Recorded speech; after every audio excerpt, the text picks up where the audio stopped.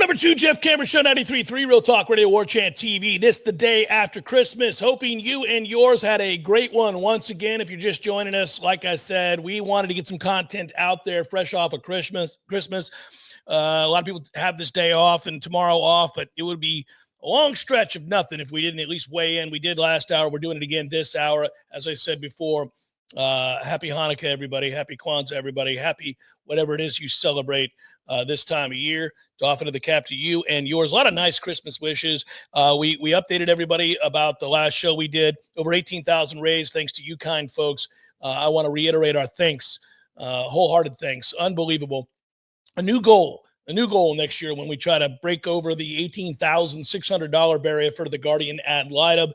Thanks for helping kids who are in situations that are somewhat untenable have a better Christmas. And that was because of you guys. And we thank you very, very much. Now, rolling on Big River, let's keep it going. Florida State football oriented here. I do want to get a little bit into the playoff, a little bit into, it's funny. I know our own Corey Clark wrote a piece about it on warchant.com on the heels of awful announcing, pointing it out as well. He cites the article, rightfully so.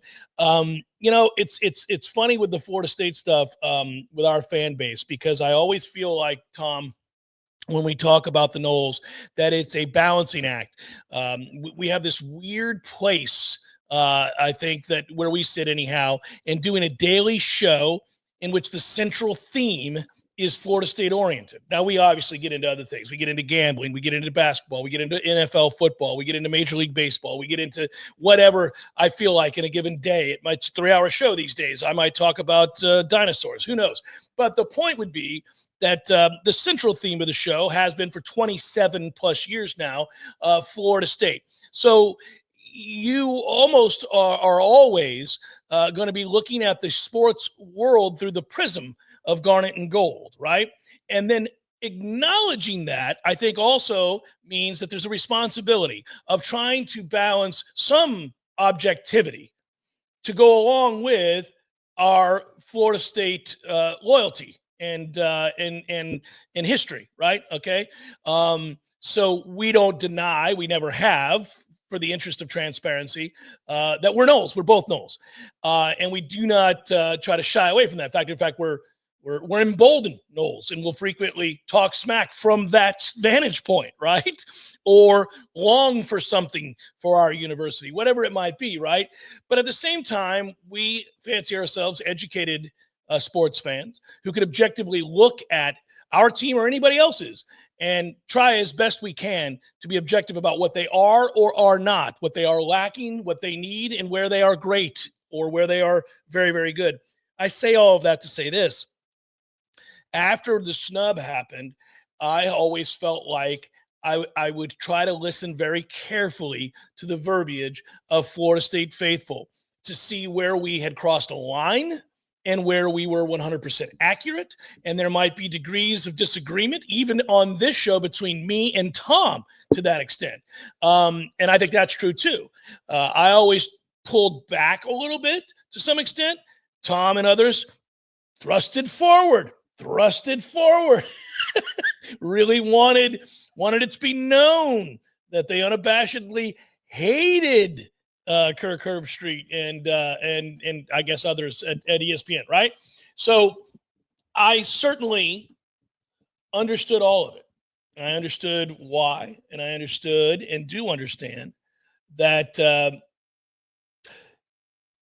the SEC, especially this year, and ESPN are officially partners. They are officially partners in a way that they haven't been in the past. They are partners in a way now that is so transparent. And it happened again this year. And it happened just now. Now you see it in a way that's even more fantastical than it was before. I almost on one level, appreciate that more than the veiled loyalty that they had a year ago in the buildup to their official partnership, right? To their official business partnership, right? Somewhat veiled. Now, it was revealed on the day that they announced the participants in the college football playoff. And it was revealed where it was headed a few days, weeks prior to that. And that was that uneasy feeling we got, the spidey senses going off. Are they going to F us? Right. This is starting to feel and sound a little bit like they might just screw us. And then it happened. Okay, got it. And obviously we know the vitriol that followed. And since that time, I've been amazed by a lot of things. One of them, which is to me the most obvious, and that is the incredibly thin skin that Kirk Herbstreit has, being in a position of real authority, power, and financial gain. I do not understand why it is necessary for the pettiness, for the vindictiveness, and for the whining, and for the woe is me sort of takes that we get from him on a regular basis. And it is unimaginable that he would have taken the opportunity at the end of a Tennessee-Ohio State game to point out that the people who criticized Ryan Day and Ohio State are lunatic fringe. However, not note that Tennessee was non-competitive and didn't look like they deserved to be on the same field as Ohio State. Meanwhile, in a Notre Dame-Indiana game that was more competitive, not as competitive as the score, that's for sure, but more competitive, the whole talking point was that Indiana never should have been there and that they were outclassed. Maybe not in the same way that Tennessee was outclassed by Ohio State, but outclassed nonetheless. And, of course, that same sort of talking point was brought up during the Penn State SMU game.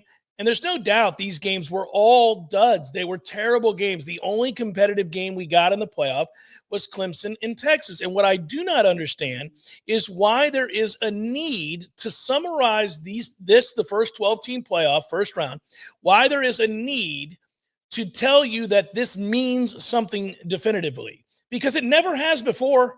It never has before. We got blowouts when it was a 4-team playoff. Frequently, we saw first-round games being ass-kickings, teams that didn't belong, because oftentimes in college football, there are one or two great teams and a whole bunch of pretty good teams.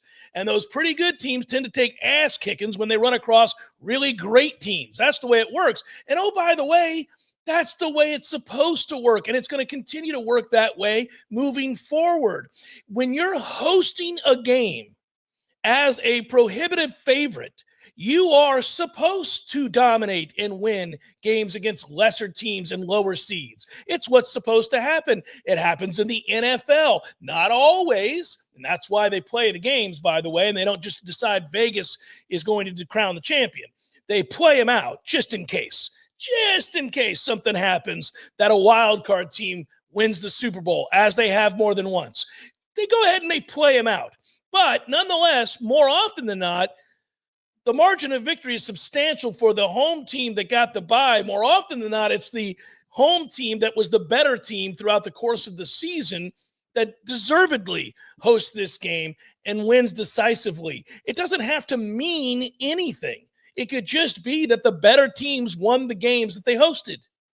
That's kind of what happened. But Herbstreit chose to make this much more about these other conferences and these other teams not being deserving, which at least now is 100% transparent, right? At least now there's no getting around or deflecting the very obvious efforts to decry any school that's not in the SEC. Yeah, agreed.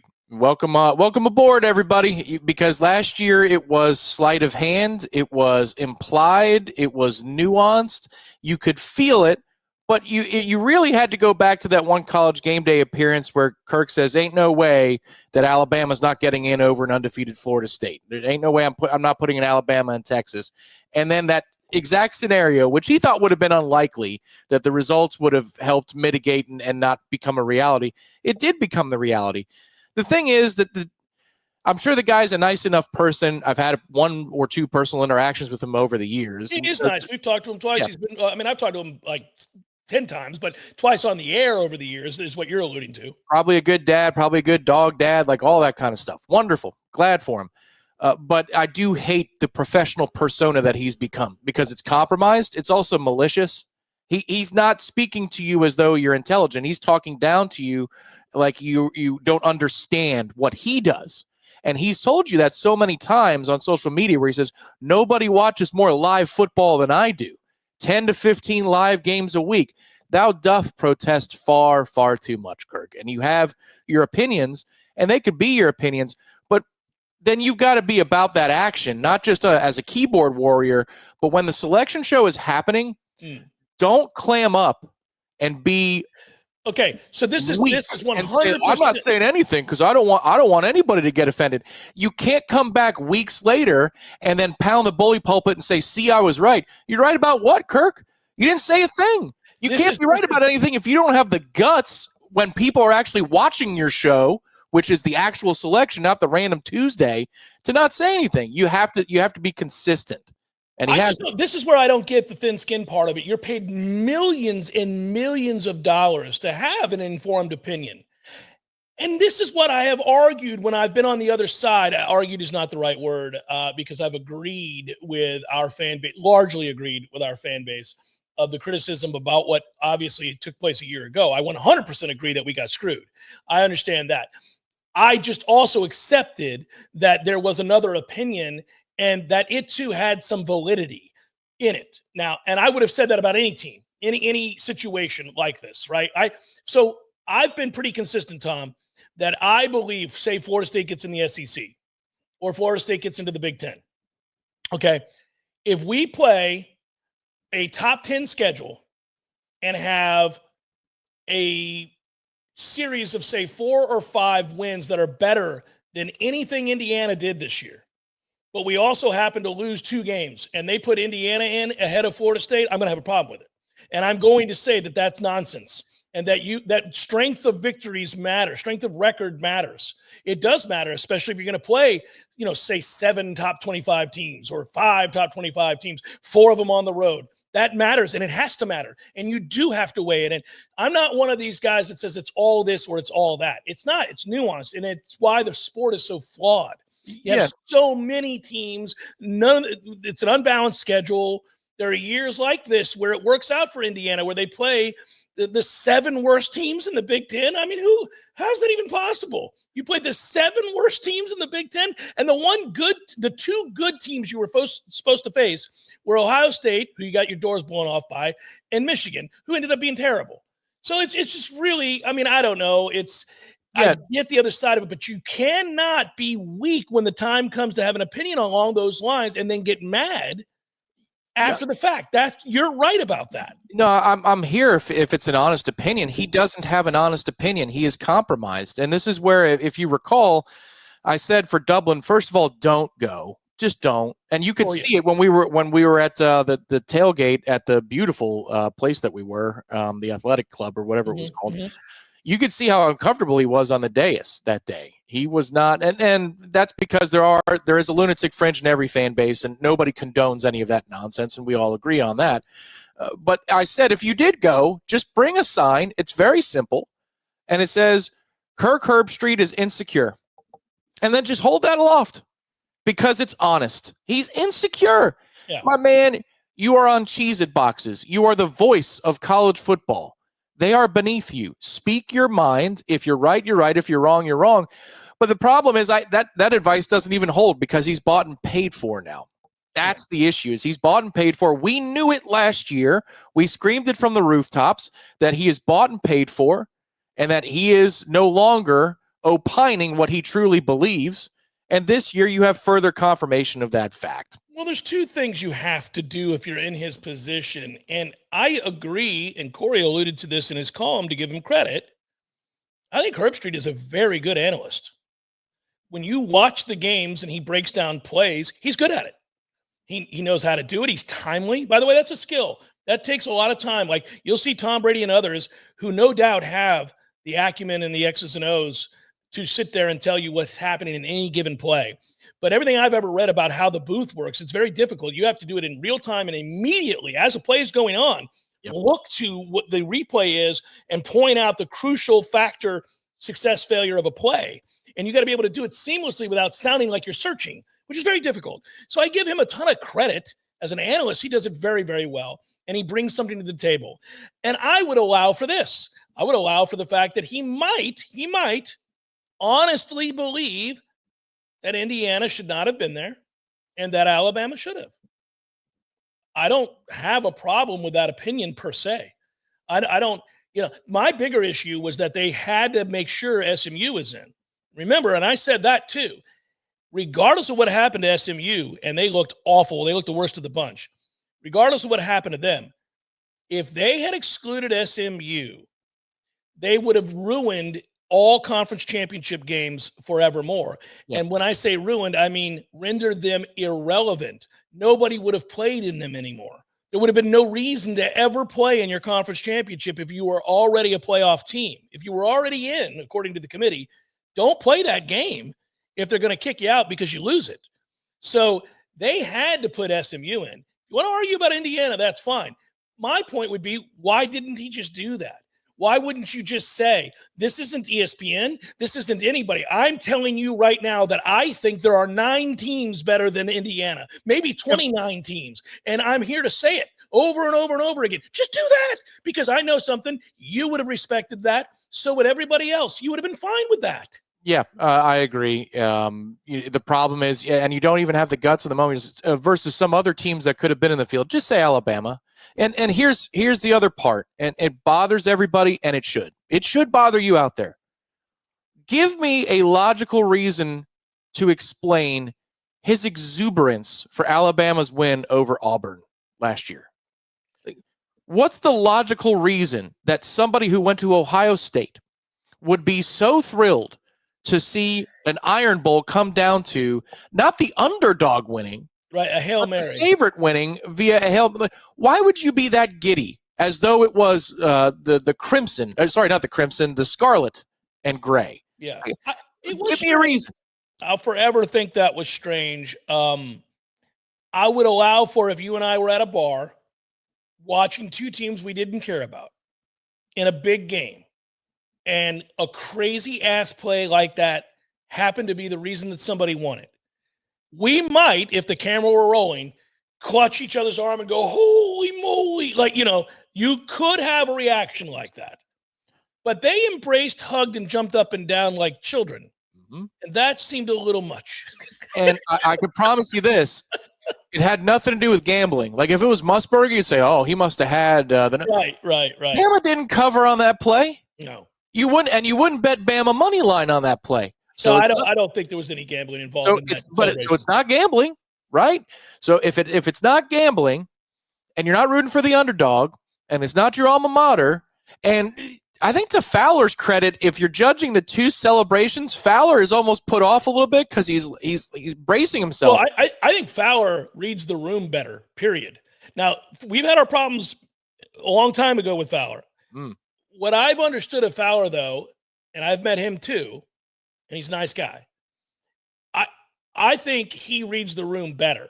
Now, he's a little put off by our fan base when we were getting after him in game day. Why don't you like me? Well, I don't remember what the issue was. Like, what were we mad about with him? I don't remember what happened there. Oh, well, it's just the way specifically he called games in the post-Jameis era was it was a little much. It seemed like he was disappointed when we won. And he loved Miami. And he loved Miami. And so apparently I wasn't there, but I was told that in 2014 when we hosted, I think it was the Notre Dame game day, that he addressed the crowd and says, we don't hate you guys. It's like, come on, man. Yeah, you don't need, again, thou protest too much. You don't have to do those sorts of things. But Fowler, I think, understood in that moment, by the way, that you're talking about, the Herbstreit him moment. He understood 2 things. He understood, A, he probably just felt a little uncomfortable with Herbstreit's celebration, but B, he knew the camera was on him. Come on, my man. I mean, like, no, what, right. Regardless of the reasons, whatever it might be, he knows how that looks. We keep getting back to this. I keep having to get back to this. Just like with social media became a thing, people telling themselves all the time, it's a drunken tweet, it's whatever it is, it's this moment in time where they like something, they forget that people can see your likes, whatever it might be, you're like, oh, okay, I got it, you're a lunatic. Okay, I didn't realize that. People telling themselves, but some people telling themselves because they are not cognizant that people are even looking. And that is amazing to me. Like Fowler at least knows people are listening and people are watching. You almost get the sense that he wants to constantly say to Kirk, dude, like Right. even the other night when Herbstreit was doing the thing about, well, I can't tell you what the lunatic fringe says. You could see Fowler get uncomfortable because Yeah. he knows how that sounds and he knows that's not good. Well, he also knows it's not true because Kirk absolutely can tell you what the lunatic fringe by his definition says because all he's doing is scrolling his name and he's checking to see what they say about him. He's obsessed with it. He's obsessed with it. He did this 5 years ago and 10 years ago. He'd be on Twitter and responding to trolls. Well, he's gotten into huge fights with his own Ohio State alumni base, fan base. They hate each other now. I get the sense that he hates Ohio State. He's look, if I was in his inner circle, I'd be worried about a nervous breakdown. He might need an emotional support animal because there are times I've certainly made that joke because come on now. But that's not even a joke. Like, I mean, there are certain behaviors where you go, you're out of balance, my man. So what's up? Is it the NFL extra assignment during the week? Like, what's going on here? He just seems just be you. Because the guy that used to call games and used to be on the desk at game day 10 years ago, at least that part of him, as I clear my throat, because it gets me so fired up. He was great. He was great. Just be you, man. But now he's compromised. And so I'm glad the whole world gets to see it because now here's the best part. Awful announcing did pick it up. Other fan bases are going, whoa, wait, what? Wait a minute, what? Yeah. They're starting to see what FSU fans found out. And us over here like, hello. Yeah, glad you woke up to the problem. Well, it's a little bit like when Clemson and others began to wake up to the ACC problem, of which it's still omnipresent, by the way. And in every sport, as you look around, I'm like, we're still here. We are still here. We need to get out of here. We need to get out of here. Why are we still here? This is not good. Guys, even North Carolina's kind of agreeing with us here. Yeah. But back to this final ribbon here yes, I appreciate now that it is that transparent. So what I hope doesn't happen is that somehow these results this year lead to a justification for what they already want to do, which is make this the Big Ten SEC Invitational. And then at the exclusion of every other team and every other conference. Again, it has never worked this way. Here's the deal. At the end of any given season, and it would be fun to do if we could have just a conversation where nobody's feelings get hurt. And I don't mean that as being soft because, I don't care about people's feelings. What I'm saying is that when we're sitting here, there are years where you and I have really fun conversations off the record, off the air, something that really isn't even for the air, in which we would tell you that we thought SMU sucked all year long. Yeah. Tom and I thought SMU sucked all year long. I thought they sucked. I thought they sucked when we played them. I don't think the Jennings kid's any good. I don't think SMU's very good. Period. I don't. They played a great game against Clemson in the second half, fourth quarter in particular. But I don't think they're very good. Now, do they deserve a ton of credit? Did they deserve to make the playoff? Yes, and yes. Both accounts. You can have nuanced discussions about what you think a team is and what they do or do not deserve. You can do it. There are years that I've seen 5-loss teams that I think are better than top 10 teams. I've seen it. We've all seen it. I mean, go back in the day, Florida State, the year we went 0-2 to start the year with losses to Southern Miss and Clemson. At the end of the year, Florida State was the best team in the country, and it wasn't close. It wasn't close. They did lose those games, and thus they didn't get a chance to play for the national title. And they didn't deserve to because the games matter. And you have to win them, and losses have to matter. And that's the way the sport works. I knew Florida State was better than everybody in the country at the end of that year. They would have blown the doors off of anybody they played in a national championship game, and the whole country knew it. But they lost the first 2 games of the year. What are you going to do? It counts. That's what I'm going to say. Yeah, do you need a committee to tell you that you win a national championship? Like that. That's where it is. It's deserving plus best. It's always been deserving. The problem. Deserving has always been a part of the equation. Otherwise, we don't need to play the games. Right. Vegas will just tell you who the best teams are. They're power rankings. Yep, exactly. There are power rankings that will tell you the 12 best teams. Yeah. One of them might have 5 losses. If that's what you'd prefer, then say it. The thing is, I don't believe that somebody like Kirk wants that. I just think he wants what's best for Bristol because that's his reality now. He wants what they want. All of it's strange to me. I mean, I could work for a corporate behemoth and make millions of dollars and appreciate that and still have the desire to be authentic, and then realize that I may end up being asked to leave. Okay, well, if I'm a big enough voice in the sport, I'm going to get picked up by Fox. It'll be all right. I mean, like, just I I don't get that. I don't get it either. Well, and you could bother for at least for the selection show to hop on a plane and be in the studio with your brothers. Well, or just say what you think on that selection show. The committee's already decided. Right. It's not like you're influencing the committee in that moment. They've already decided it. It's the selection show. You can just say, oh, well, I don't agree with that pick. That seems wrong to me. No chance I would have put Indiana in. Okay, cool. Yeah. People want that out of you. Just say it. Right. It's not hard. Yeah. Instead of acting like a spoiled child who doesn't want, boy, we talk about entitlement with football players. You have that kind of sourpuss, as my mom would say. You have that kind of sourpuss when you are paid millions of dollars to have an opinion on the show, the Selection Sunday show, and you act like you're too good to be there. Oh, buddy. It's strange. It's very, very strange. Jeff Cameron, Show 93.3 Real Talk Radio and Warchant TV. It is time to solve for the future with our friends at ISF. Our thanks to ISF, of course. Solving the future is a fixture, a fixed position feature, as it's known in the industry. And we thank our friends at ISF. We thank you, Jonathan, and all the fine folks at ISF. You want to learn more about their capabilities, go to isf.com. I've told you about that fact that that's a local company doing nationwide strategy and operations. You're talking about efficient, organized work in which they collaborate with state governments, oftentimes larger organizations, public sector managed services, things like that. They can modernize your IT service. Just so many things that they do. And their clients range from, people right here in Tallahassee to New York, to California, to, you name it, Dallas, and everywhere in between. So ISF, give them a look today. Let's solve for the future.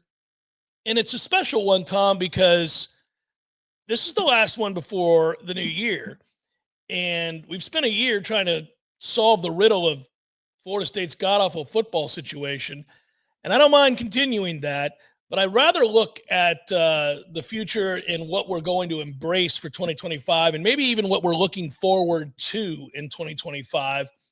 And that would certainly involve, I think, saying that something was solved, remedied, worked through, which enables whatever this vision is to be reality in 2025. What's it for you? And I'll give you mine.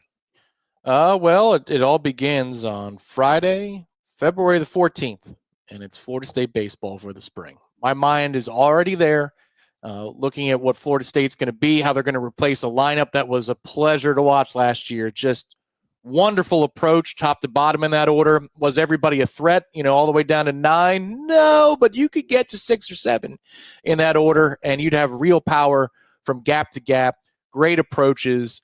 That team was close to watching a professional baseball team. And I get that, it's not major league level, but I'm saying high A, double A, with the way that the talent is now consolidated in the college game of baseball. It hasn't been like this in a long, long, long time. Man, I just can't wait to see what they do for an encore for a season that, if not for a check swing, might have ended in the program winning it all, which is wild to say, but it was kind of that close. If you're in the winner's bracket in that half, you're likely going to make your way into the best of 3 and not have Tennessee beat you in back-to-back spots. I want to see how they load up that lineup.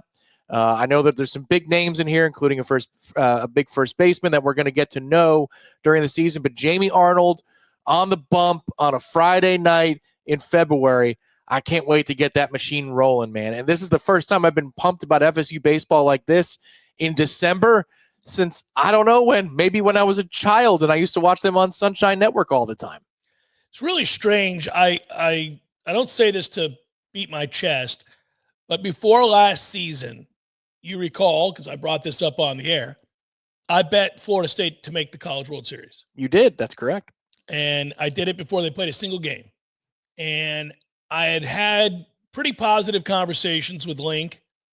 And just looking at the lineup, I felt like they were going to be better than people realized. And I knew I needed a few things to happen. I knew that a couple guys had to take yet another step forward, and they did. But I just think the way Link runs this program now and where they're at and the kinds of players they're bringing in and the way that sort of roles are defined, and he is a very, very good college baseball coach, a very good college baseball coach. He understands. I'm not saying he wouldn't be a good Major League Baseball manager, but he would have to change a lot about what he does to be a Major League Baseball manager. He is perfectly suited to be a college baseball coach. He gets the truncated season. You know, it's not 162 games. He gets that. It's 50, and here's how we do it. Here's what we do, and here's how roles can change within it, and here's what I'm going to need to do to win games. Jaime Ferrer told me that he thought that Link's best quality was that he knows how to win baseball games. And that was crazy because I asked him specifically at Hotel Indigo this year when he came up to visit during one of our pre-games, get-togethers and meet and greets. And I asked him, you know, what makes him so good? He goes, he just knows how to win games. He just knows what's necessary in any given series or any given game, the things that are going to happen for us to win. And after a while, you just believe that. You just kind of know that when you come to the dugout that day, when you come to the locker room, when you come into the clubhouse, you kind of just know, like, oh, he's going to have a plan. He's going to have a plan for today's game. He's going to have a plan for this series. He's going to have a plan. Like, it is very well organized. There's a phrase my sister uses. She's in coaching and has a PhD to that end about leadership and coaching. And intentional is a word that's often used in those circles. You know, these are corporate. She does corporate coaching, things like that. So when you get into these CEOs and you got to talk to them about time management and efficiency, intention is very important. And Link, I don't know of anybody that looks more intentional in Florida State's coaching, the athletic department. Maybe Trey, our friend Trey Jones. I don't know all the coaches, up and down, but just the look of Link. Anytime you ask him a question about anything, it could be the weekend's rotation, it could be a season outlook. There's this look on his face where you can tell that there is intention in what he's answering and what he's thinking about, because everything is evaluating towards that next point. That dude is wired differently, and he's wound tight, I would say, in the correct way. Yes. Because you don't often see him, not very often at all, making a show of himself like a certain Tennessee head coach, like some others in the sport, maybe one down the road, a little bit to our south and our east. But, man, you could tell that at all times the gears are turning towards what's coming next. And specific to Florida State's schedule in 2025, really quickly, usually it starts out with a team in the RPI that is in the 200s or 300s. James Madison is the team that we open with. I don't know what they have coming back or not. They're 51 in the RPI last year. So you got yourself a nice little test that first weekend of the season. Usually it's you basically run rule guys, if that's not even a thing. Some years it wasn't, now it is. But James Madison, 51st in the country, they're going to have to come out the gates and be ready for it, because you could lose one or two that opening weekend. I'm fascinated to see, who fills in some of these roles from guys that just had massive seasons and were so reliable game in and game out. I do want to see, I think the modus operandi of telling assistant coaches on the recruiting trail, bring me players that can play elite level defense for their position, is a really good idea, right? And he has stressed that time and again in recruiting, all things being equal. I'm assuming we're looking at a guy because he can hit. Everybody can hit. Like I know that I wouldn't bring in a second baseman who's going to hit 150. So I'm going to assume that because they're on your radar, they can hit enough to be here. Okay, so let's just enough to be here, whatever that is. 265 with 10 home runs and whatever, you're going to be enough. Okay. Because college baseball no longer is what it used to be, where because of the aluminum bats and because of the lack of pitching depth, guys are going to hit 480. That doesn't really happen anymore. It's much more commonplace to see something that is resembles Major League Baseball numbers, right? So maybe you hit 288 or something like that, but you pick up the baseball and you hit for power or whatever it might be. His whole thing is that's fine. Find the category of guys that hit well enough to be here, but they have to play elite level defense at their position. Find me those guys. That's very intentional. Like that's what you're talking about, right? And then from there, we're going to do this, this, and this to get the most out of them. I love really every aspect of what he's done. I'm sure he's very difficult to play for. I'm sure he's probably difficult to, I don't want to put words in anybody's mouth, but I would assume it's difficult to coach with. But I think most people who are striving to be the very best at something are difficult. So I'm fine with that. I'm fine with that. But you also can tell where it comes from. It comes from a passion for winning and a passion for the game. It's not to glorify myself. Again, right. There's a presence about him that you'll buy in because he's not doing it to put pelts on the wall so that he can hog all the media time. Some guys are like that. I'll tell you how great I am. Yeah. Absolutely. You want to talk? You want 15 minutes? I know you booked 10. You want 15 minutes? I'll tell you how great I am for 15 minutes. The moment that they succeed, he points it right back at the guys in the clubhouse who bought in. And Florida State last year, to your point, from a fielding percentage standpoint, top 25 in the country. So there were years where we were fielding 967, 968. We were nearly 98% last year, 978 fielding percentage, which put us tied for 16th or 17th. I'm sure it gets down into infinitesimally small numbers to differentiate. We were among the best in the country. And I do want to see how they build it again this year because I think you're going to be probably a little bit better defensively, but you might be giving up something in the order 1 through 9. How do you navigate all that? And then what does the rotation look like? We know how it starts on a Friday night, but where does it go from there? It's going to be so much fun because they are bringing in the caliber of players that we are accustomed to at Florida State. That's good to see. Yeah, I don't know how they wouldn't take a step back offensively, but if you pick up the baseball and you pitch well enough, you can afford to take that bit of a lump there. You're not going to hit like you did last year. That team was ruthless. That team was brutal. I actually know somebody who knows the Tennessee staff, and one of them said that when they were going over the teams that made the College World Series, as loathsome as that head coach is, he said, "Oh, the team we have to beat is Florida State."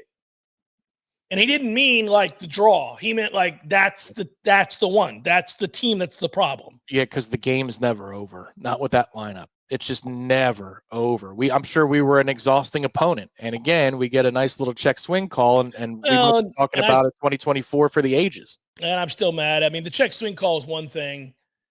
I get how that didn't get called, but we looked like buffoons for the previous 6 at-bats and doing stupid stuff with people out in the outfield. And then we had a certain player who, hey, look, we'll be in the holiday season for him, not Juwan Williams, but cost you a couple of runs, one offensively, one defensively on a tag and a base running blunder. Right, so. And then you have a catch that's got to be made because you're put in for defensive purposes. And yeah. A lot of things had to go wrong for us to lose to Tennessee. Yes. You think about that. That's where we went. That's where we were to where we got. About 4 things had to conspire and all fall against us for us to lose. And they did because that's the curse of Omaha. But we were one of the last 4 teams standing. That's Solving for the Future from ISF. Tom and I believe that the future starts in February with Florida State baseball, and it's going to guide the way. It's going to be a beacon of light, which transitions us into spring football eventually, and we'll all see the new look Noles in that way. ISF, the work you do matters to them, and they know the changes that need to be made to become more efficient. They hire people with depth of experience across government, public health, information, technology, education, and many other sectors. If you're interested, go to isf.com. That is isf.com. It's Jeff Cameron, Show 93.3, Real Talk Radio, and Warchant TV. We wrap it up for this hour. By the way, just to update you, next hour, people have asked several times over for the swag, bowl swag segment. Of which we did not have one, just like we did not have one a year ago. And this is what has happened in the NIL era, in the new day and age of college football. These swag rooms don't exist anymore. These gifts that the bowls provided for players no longer exist because you can just pay players. So there it is. You used to be, you gave them a PS5 and it was a big to-do. You gave them a rhinestone belt and a cowboy hat. It was a big to-do. You gave them a watch of some sort and some sunglasses and a hat, and it wasn't enough, or it was. And we celebrated that fact, and we did an entire segment or hour on that feature alone. And it was one of our favorite shows to do, and it was one of your favorite shows to chime in on and listen to. And in that spirit, next hour is one of those from a bygone era. That's right. You'll get an hour of bowl swag stuff with some best of stuff. Yes, from yesteryear.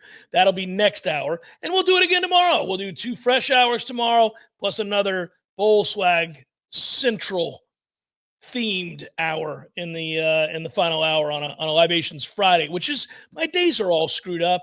Your days are all screwed up, everybody. I get it. It's weird with Christmas right in the middle of the week. Today's my wife's birthday, so I will quickly say, as we get ready to say goodbye, happy birthday to my lovely wife, which it'll be our anniversary in February, which, again, I know, I get it. Nobody cares, but I think we're 20 years. Good God, where does the time go? Whoa, 20 years. Mm-hmm. Doing something special? Not really. I don't. we are weird that way in terms of like what we do and don't do for each other. Like, I tell her, don't get me anything on my birthday. She tells me, just, we go to a dinner, we go to a big, we get the family together and we go somewhere and have a big dinner every year at the same time. And that's my big gift. I pay for everybody and we have a big to do and get a little loose. And that's where it helps to have a driver in the family, a 17-year-old who can man the ship back home.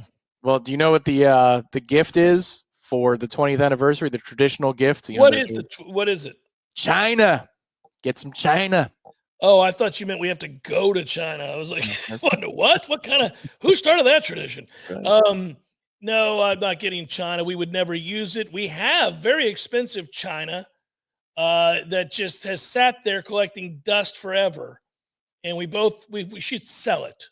We're never going to use the China. So I found on eBay for you, just looking very fast, a WWF China action figure, and it's $13. You could get one right now, and I think that would be a fantastic gag gift for your anniversary. I think you are correct. And my wife would remember China because when she was in college, she went to the Silver Slipper with some friends who helped organize the WWF event or WWE event that came to the Civic Center, and she had dinner with The Rock and Big Show and somebody else. So there you go. Remember the Silver Slipper. Tom, did you ever go to the Silver Slipper? I never went to the Silver Slipper. That's interesting. I didn't know that Christy met The Rock and met Paul White, the Big Show. Yeah, the Rock was not nearly as famous as he went on to be. He was a rising star at the time, but he was not a mega star yet. And she had dinner with those guys and somebody else. She'll tell you who. I can't remember who, but she did. And she always laughs and talks about it. They were all really nice. Everybody was cool. That I know that era. So that was right around 2000. Because if The Rock couldn't have been huge, but he hadn't become do you smell what The Rock is cooking and all that yet? That's a very small window because the Big Show had left WCW as the Giant and then came into WWF as Paul White, but The Rock was on the way up at that point. So those are good times. Yeah, the Big Show was at my DARE graduation in 4th grade. No doubt doing community service because he had to. Oh, that is so good. My DARE graduation. That is so good. Oh, what a moment that was. Oh, man. Everybody got to shake his hand, which was just the most ridiculous experience of our lives. Well, when I played in that celebrity, quote unquote, celebrity pro-am thing down at Doral, when I played with the Marlins people, and Big Show was right in front of me. That's when I took the picture with Mike Tyson and did Jello shots with him. And R-Truth was in our group. Big Show was right in front of me. I've never seen a bigger individual in my life. I was just like, look at this big son of a bitch. It's unsettling. Yeah. But that picture of me and Sergeant Slaughter is one of my very favorites because it's right next to the golf cart. And Sergeant Slaughter came over and he was gung-ho.